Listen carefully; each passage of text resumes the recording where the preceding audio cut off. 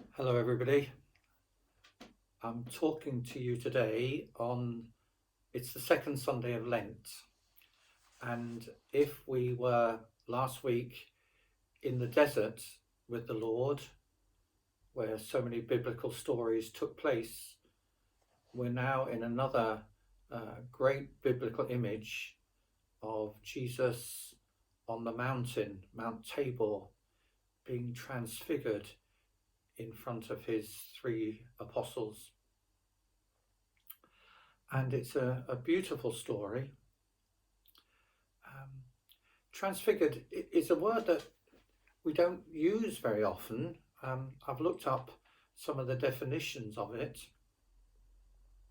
An exalting, glorifying, a spiritual change, a change of appearance. One of the definitions says a change of appearance to look more beautiful. And so we have this image, this mystical experience of the apostles as they see Jesus as he is, this glorified Master, this glorified Lord.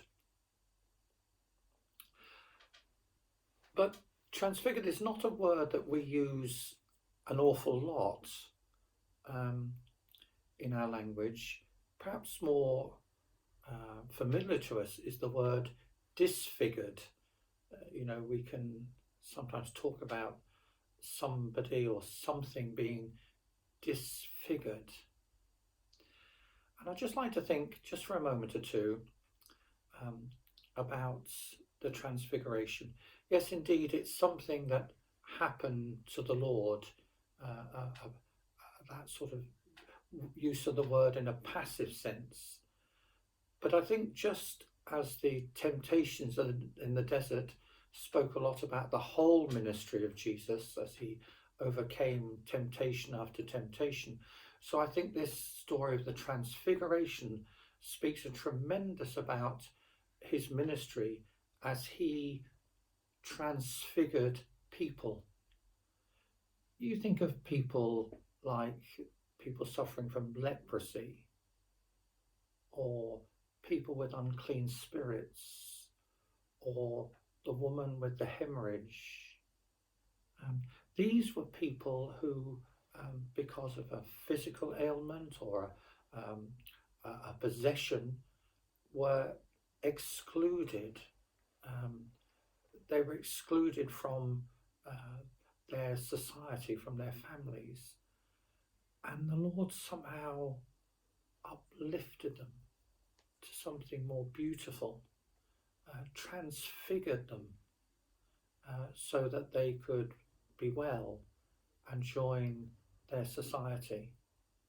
So it wasn't just that transfiguration happened to Jesus, but he transfigured people.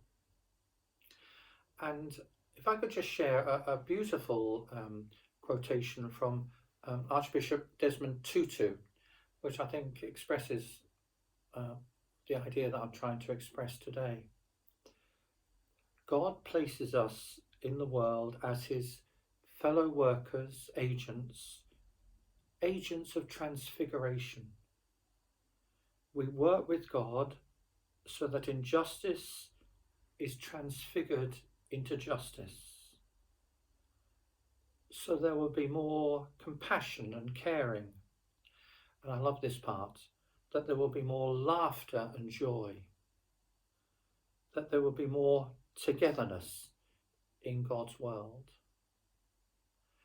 And so as we cherish and love the story of the Lord's Transfiguration and see him like those apostles for the person that he really is, we rejoice too in his ministry of transfiguration and commit ourselves to joining in that ministry.